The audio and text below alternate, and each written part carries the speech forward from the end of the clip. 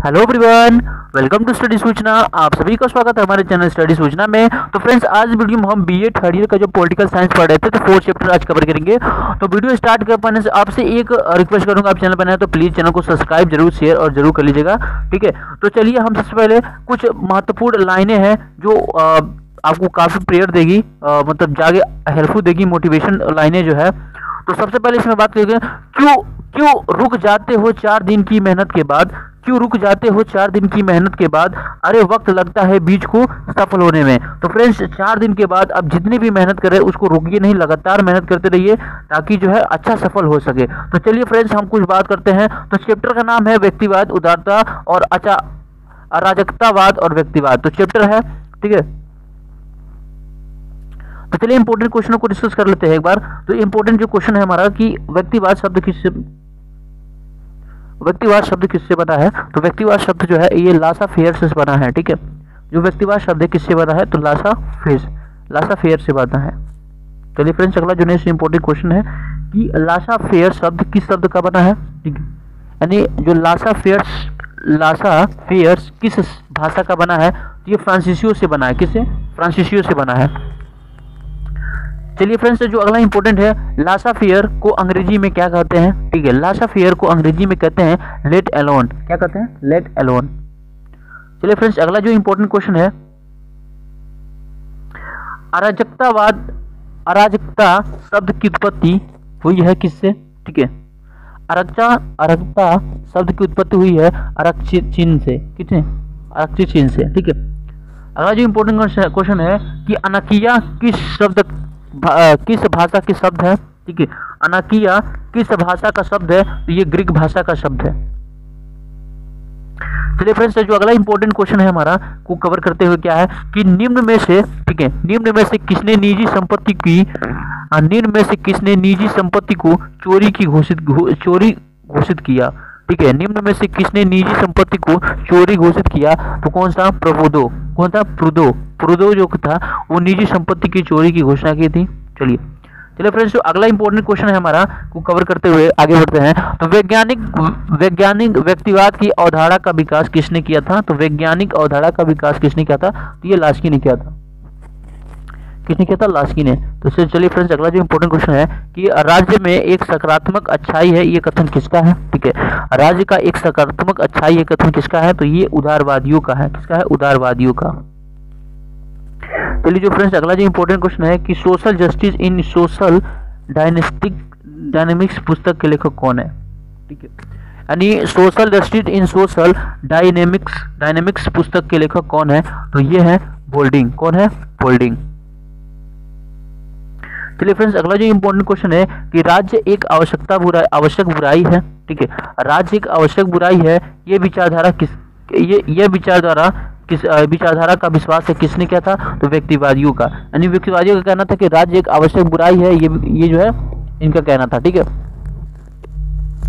अगला जो important question है कि उदारवाद एक दर्शन है जो अधिकतम पनपा है। ठीक है, पनपा है, यानी उदारवाद एक दर्शन है, यानी किसका है? संयुक्त राज्य अमेरिका का। ठीक है, अगला जो इंपॉर्टेंट, उदारवाद का एक निश्चित सिद्धांत बना। ठीक है, उदारवाद एक निश्चित सिद्धांत बना, कब बना था? ये 19वीं शताब्दी में बना था। कब बना था? 19वीं शताब्दी में। तो अगला इंपॉर्टेंट है कि वैज्ञानिक आधारों पर व्यक्तिवाद का समर्थन किसने किया था। ठीक है, वैज्ञानिक आधारों पर व्यक्तिवाद का समर्थन किसने किया था, तो हर्बर्ट स्पेनर द्वारा। ठीक है, हर्बर्ट स्पेसर द्वारा। ठीक है, अगला जो इंपॉर्टेंट है कि जिसकी लाठी उसकी भैंस सिद्धांत का प्रतिपादन किसने किया था। ठीक है, सबसे इंपॉर्टेंट जो आप बोलते हैं कि जिसकी लाठी उसकी भैंस सिद्धांत का प्रतिपादन जो है डेविन द्वारा किया गया था। ठीक है, किसके द्वारा? डेविन द्वारा। तो अगला जो इंपॉर्टेंट है कि निम्नलिखित में से कौन राजनीतिक विचारक की नौ उदारवाद नहीं है। ठीक है, यानी इनमें से कौन से जो राजनीतिक विचारक के नौ उदारवाद नहीं है, तो ये ग्रीक है। ठीक है, कौन है? ग्रीक। अगला जो इंपॉर्टेंट क्वेश्चन है हमारा कि कल्याणकारी राज्यों की अवधारणा अनिवार्यतः एक संश्लेषण है किसके? उदारवाद तथा समाजवाद से। अगला जो इंपॉर्टेंट है हमारा कि व्यक्तिवादी, ठीक है, क्या है कि व्यक्तिवादियों का मानना व्यक्तिवादियों का यह मानना है कि व्यक्तियों का पूर्णतः स्वतंत्र छोड़ देना चाहिए। क्यों? क्योंकि जो है ताकि वे अपने लिए कार्य करना सीख सकें। ठीक है, अगला जो है इंग्लैंड में उदारवाद का प्रमुख प्रवक्ता कौन था? ठीक है, इंग्लैंड में उदारवाद का जो प्रमुख प्रवक्ता था वो जॉन लॉक था। कौन था? John Locke. चलिए फ्रेंड्स, जो अगला इंपॉर्टेंट क्वेश्चन है कि अराजकतावाद प्रादेशिक तथा व्यावसायिक क्षेत्रों में विकेंद्रित व्यवस्था का समर्थन करने वाला प्रथम तथा सर्वोत्तम विचारक किसका है? ये प्रोथा का है। कौन था? प्रोथा। अगला जो इंपॉर्टेंट, किसकी विचारधारा को मैकियावेलियन दर्शन कहा जाता है? ठीक है, किस विचारधारा को मैकियावेलियन दर्शन कहा जाता है? ये सर्वाधिकारकवाद को। किसको? सर्वाधिकारकवाद को। उदारवाद की आत्मा किसे कहा जाता है? ठीक है, अगला जो इंपॉर्टेंट क्वेश्चन इंपॉर्टेंट कि उदारवाद की आत्मा किसे कहा जाता है? तो जॉन लॉक को कहा जाता है। किसको? जॉन लॉक को। चलिए फ्रेंड्स, अगला जो इंपॉर्टेंट क्वेश्चन है हमारा कि मुक्ति श्रम की व्यवस्था संबंधित किससे है? यानी मुक्ति श्रम की व्यवस्था किससे है? ये उदारवाद से। किससे? उदारवाद से। अगला उदारवादी सिद्धांत के अनुसार राज्य क्या है? ठीक है, उदारवादी सिद्धांत के अनुसार राज्य क्या है? राज्य किसी साध्य के लिए एक साधन है। ठीक है, अगला इंपॉर्टेंट एक उदारवाद का मूल सिद्धांत क्या है? ठीक है, उदारवाद का जो मूल सिद्धांत क्या है? ये वैयक्तिक स्वतंत्रता। ठीक है, अगला जो इंपॉर्टेंट है true transition on civil government के लेखक कौन है? ठीक है, ये है जॉन लॉक। ठीक है,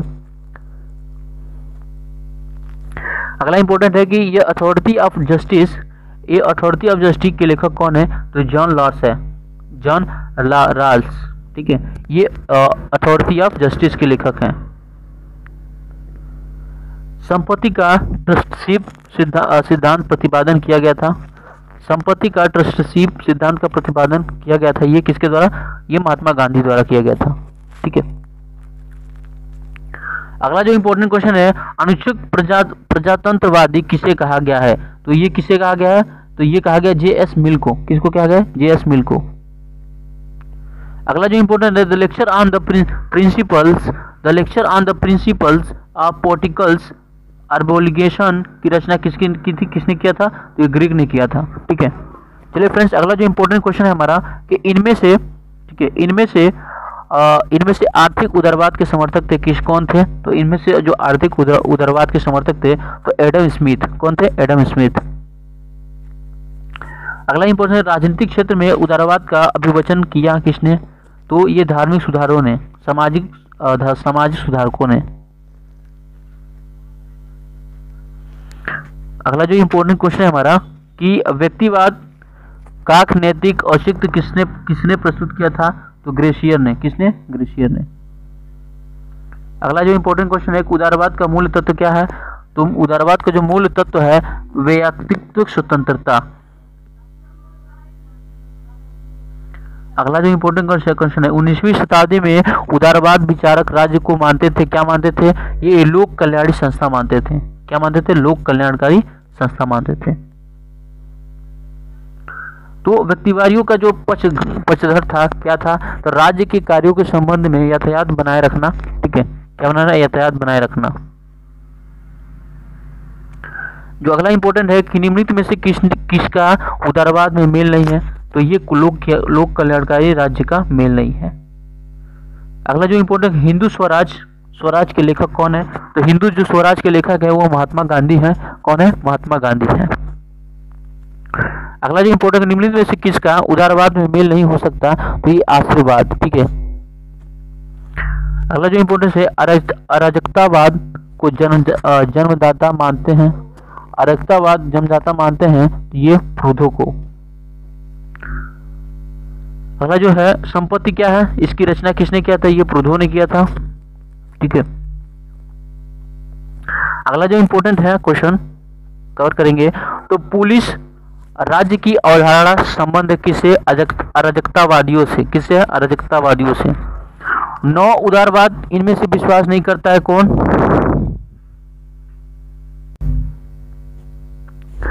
तो 9 उदारवादियों में इनमें से कौन विश्वास नहीं करता था? तो ये ब्यूरोक्रेटाइजेशन।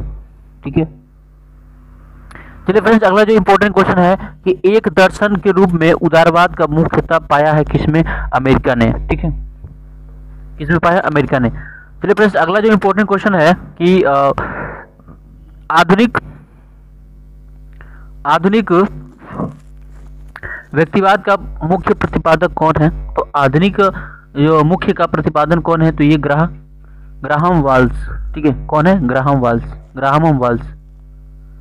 अगला जो इंपॉर्टेंट क्वेश्चन है कि पूंजीवादी का वर्ग का आर्थिक दर्शन है। ठीक है, पूंजीवादी वर्ग का आर्थिक दर्शन है तो नकारात्मक उदारवाद।